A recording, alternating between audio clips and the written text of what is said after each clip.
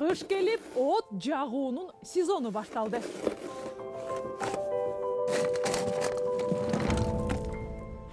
Эл көмүр, отун суу, электр, газ жабдыктары менен жылуулануунун камын көрүүдө.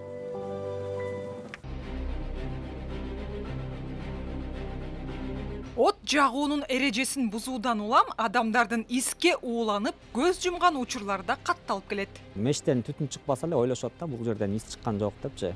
Андай мамиле кылган туура эмес. Себеби ис деген бул көзгө көрүнбөгөн, жыты билинбеген. Бул мындай орустар айтканда медленный смерть деп коет да. Бул адамды билгиспей туруп, уктатып турган өлтүрүп коет да. Мешти туура колдонуңуз. Морун бир айда бир жолу тазалап туруу ашыктык кылбайт. Белгилей кетсек, ис бир гана көмүр жагуудан эмес, өрт чыгып башка материалдар күйгөн учурда, тагыраагы түтүндөн да келип чыгат.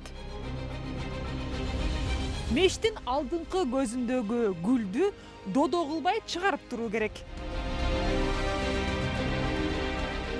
Ошондой эле мештин алдыңкы көзүн такыр думбалап салганга да болбойт.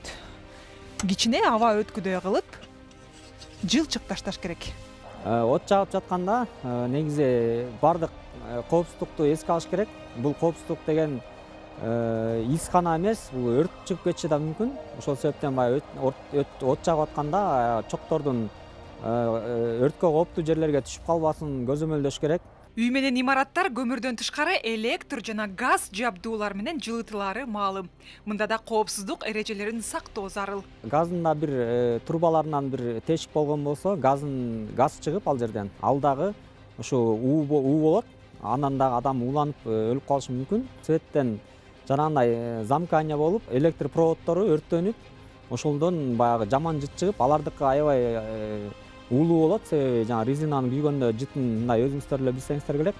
Ошол жыт аябай коркунучтуу болот да. Өрт ис уруу учурунда өмүр биринчи орунда болушу керек.